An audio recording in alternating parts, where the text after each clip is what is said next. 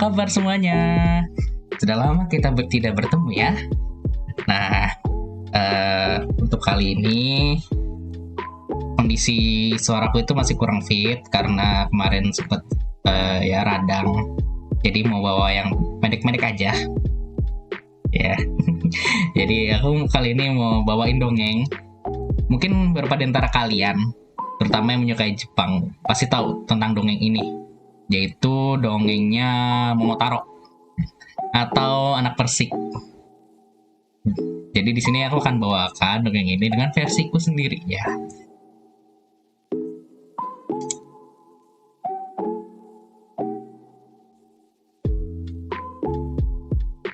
Bentar.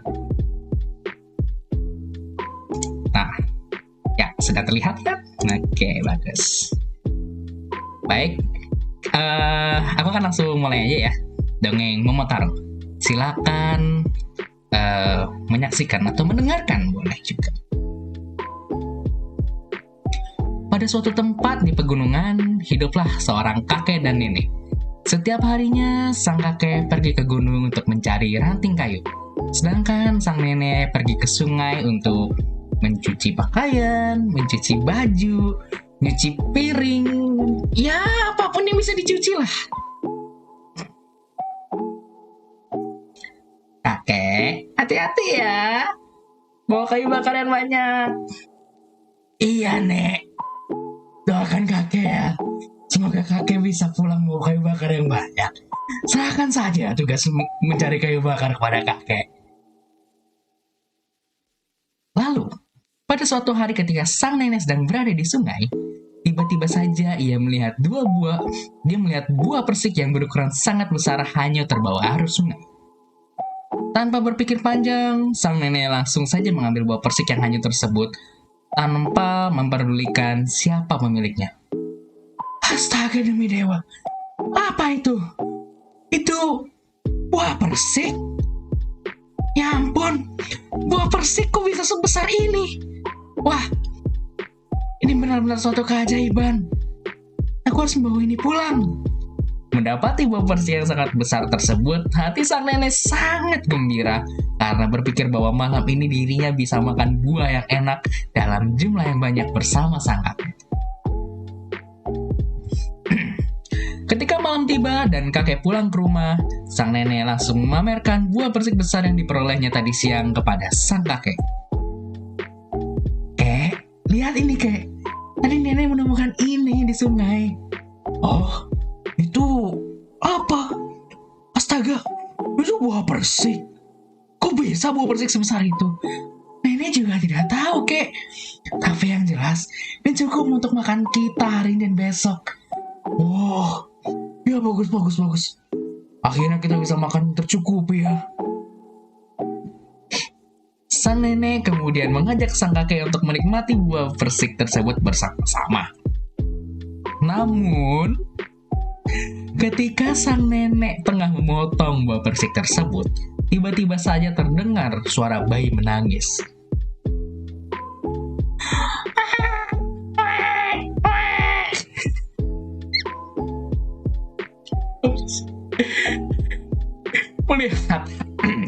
Melihat hal tersebut, kakek dan nenek sontak langsung kaget karena dari dalam buah persik tersebut muncul sosok seorang bayi laki-laki. Astaga, ini kenapa bisa ada anak kecil di dalamnya? Tidak tahu. Nenek juga kaget. Kok bisa ada anak kecil dalam sini? Karena mereka tidak memiliki anak, mereka pun menjadi sangat bahagia. Mereka pun menamai anak tersebut dengan nama Momotaro, karena anak tersebut lahir dari dalam buah persik. Wah, anak ini lucu ya, kek. Iya. Bagaimana kalau kita rawat saja? Boleh. Kita kasih nama siapa ya, kek?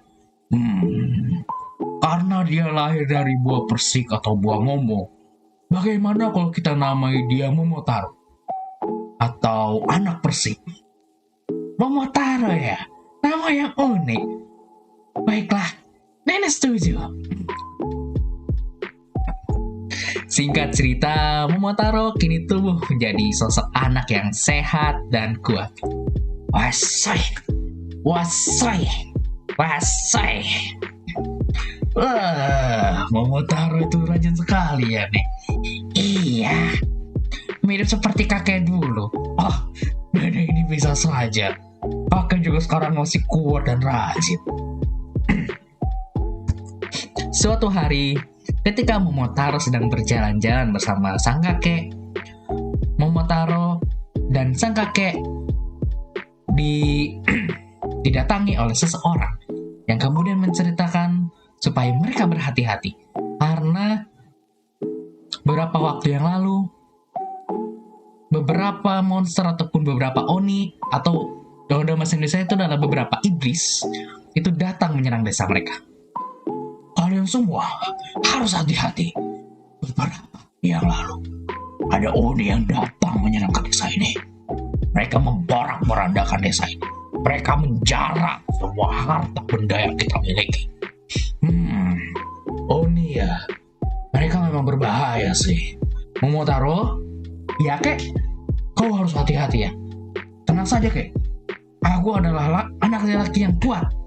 Aku pasti bisa melawan oni tersebut. Momotaro, kau bisa saja. Pokoknya kalau kau bertemu salah satu di antara mereka, kau harus segera berlindung ya. Baik kek, siap. Selesai merampas barang milik penduduk, para Oni itu pergi dan kembali ke tempat asal mereka di Pulau Oni. Melihat kejadian tersebut, Momotaro tidak bisa tinggal diam. Sesampainya di rumah, Momotaro mengatakan pada kakek dan nenek bahwa dirinya ingin pergi ke Pulau Oni untuk melawan para Oni tersebut dan mengambil kembali barang-barang milik penduduk. Mendengar perkataan Momotaro, tentu saja sang kakek dan nenek melarang Momotaro untuk pergi, karena hal itu sangat berbahaya. Namun, Momotaro masih bersikeras untuk pergi, sehingga sang kakek dan nenek tidak bisa berbuat apa-apa untuk melarangnya.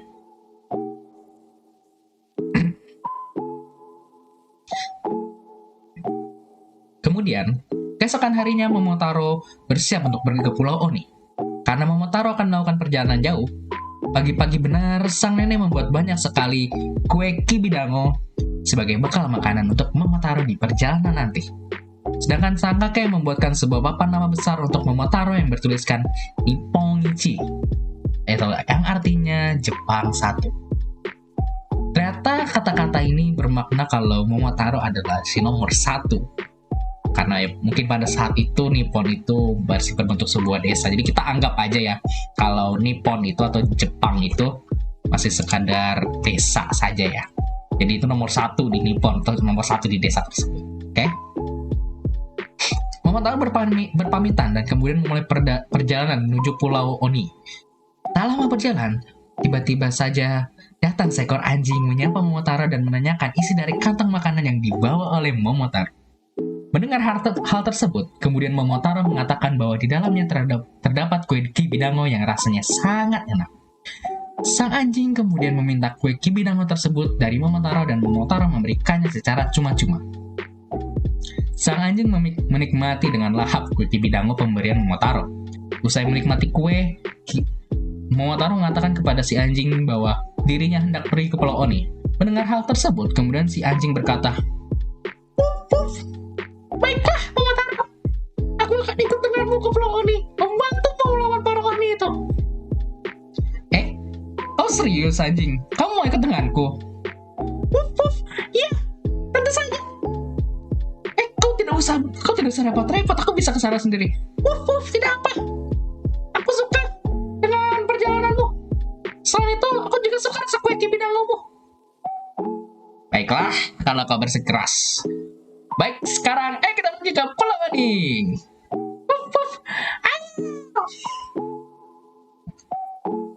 Momotaro kemudian melanjutkan perjalanan ke Pulau Oni bersama sang anjing. Tak lama berselang, mereka berjalan, muncul seekor kera yang datang menghadang. Sang kera juga menanyakan apa isi kantong yang dibawa oleh Momotaro. Momotaro kembali menjawab bahwa di dalamnya terdapat kue kibidango yang sangat lezat, dan kemudian menawarkan kue tersebut kepada sang kera. Sang kera dengan lahap menikmati kue kibidango tersebut. Momotaro pun mengatakan kembali bahwa dirinya ingin melanjutkan perjalanan ke Pulau Oni. Sang kera pun tertarik untuk ikut pergi bersama Momotaro dan berkata, baik, baik, Momotaro, aku mau ikut denganmu dong. Kamu mau ikut denganku juga? Ke Pulau Oni? Iya, aku mau ikut. Oke, makin banyak, makin bagus, makin rame. Ayolah, kita jalan sekarang, gas! Tengah perjalanan sudah dilalui oleh Momotaro bersama dengan seekor kera dan seekor anjing yang ditemuinya selama perjalanan.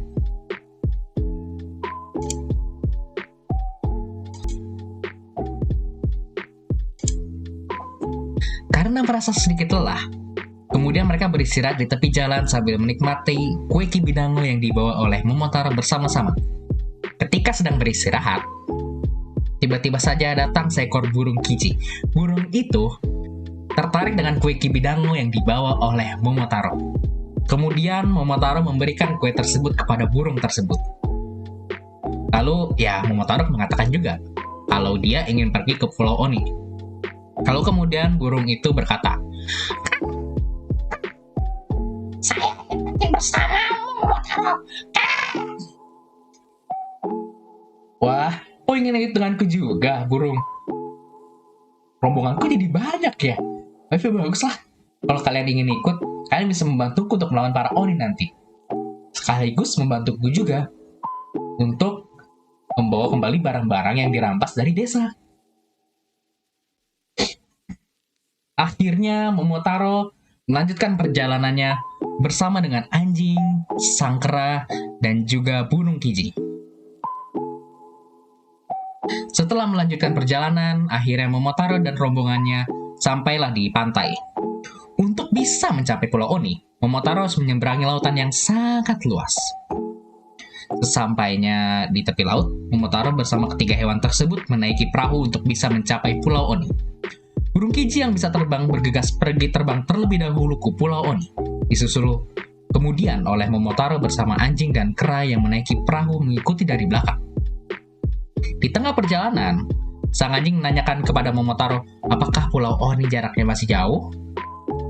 Mendengar hal tersebut, burung kiji mengatakan bahwa Pulau Oni sudah dekat dan di sana para Oni sedang berpesta.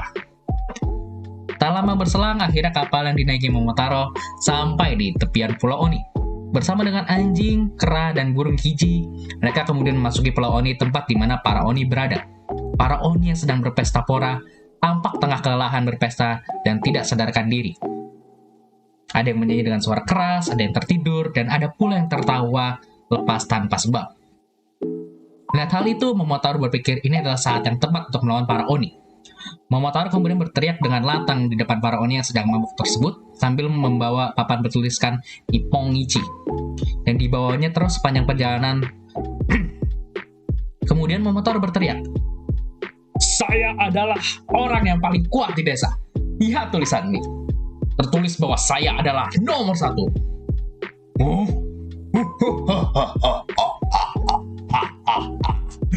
Nomor 1. Bagaimana manusia sepertimu nomor 1? Bagaimana manusia sepertimu ingin makan kami?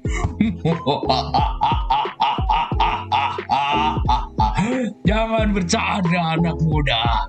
Cepat pergi dari pulau ini sebelum kau kubenyek.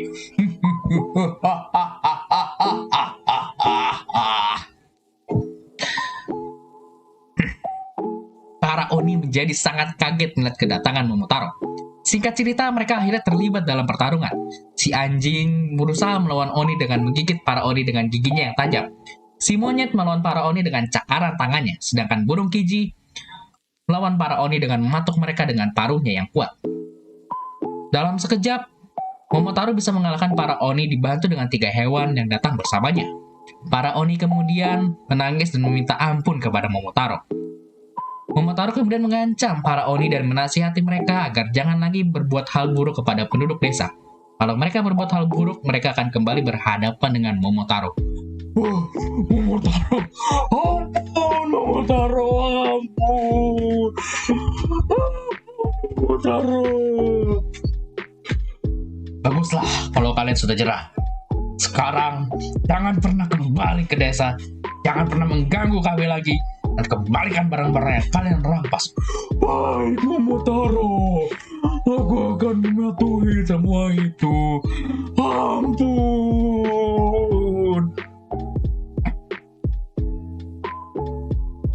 Akhirnya, Momotaro berhasil mengalahkan para Oni dan mengambil semua barang milik penduduk desa yang diambil oleh mereka.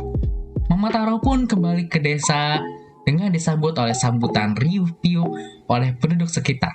Mengetahui bahwa Momotaro masih hidup dan berhasil mengalahkan para Oni, sang kakek dan nenek menjadi sangat bangga dan juga senang. Kini, penduduk desa bisa hidup tenang dan damai tanpa ada gangguan dari para Oni jahat. Nah, setelah mendengar kisah tersebut, apa yang dapat kita petik dari kisah Momotaro ini? Nah, kalau menurut aku sih, hal yang dapat kita petik itu adalah kalau kita memiliki sesuatu, janganlah pernah kita ragu untuk berbagi kepada sesama. Apapun hal yang kita miliki itu ya. Terlebih lagi jika kita mampu, kita bisa gitu untuk berbagi, untuk saling menolong, maka kita harus ya melakukan itu gitu loh. Jangan kayak, wah orang nih ada mau bantuan kita, tapi kita aduh males nih, ya yang lain aja lah. Kalau orang lain bisa kenapa saya gitu loh. Terus kalau misalkan orang lain gak bisa, alasan lagi gitu kan. Ngomongnya gini, ya kalau orang lain gak bisa apalagi saya. Nah kurang ajar orang-orang kayak gini sebenarnya. Gak mau melakukan itu gara-gara ya orang lain aja. Tapi orang lain gak bisa, ya orang lain gak bisa apalagi saya gitu. Kan keselin gitu kan.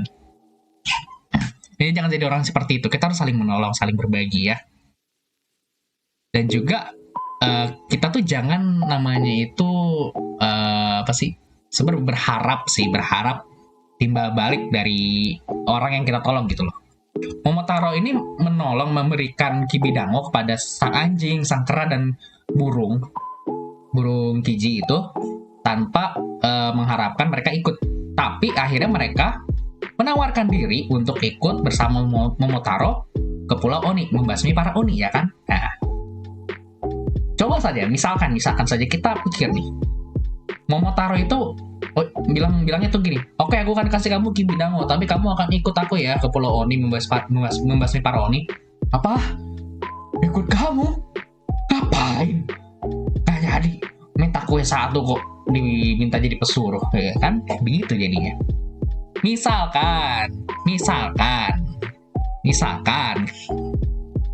Tapi intinya itu sih. Jadi kita tuh kalau menolong seseorang itu kita nggak boleh pamrih. Kita tuh nggak boleh kayak gue bantu lu ini, lu harus bantu gue ini. Jangan.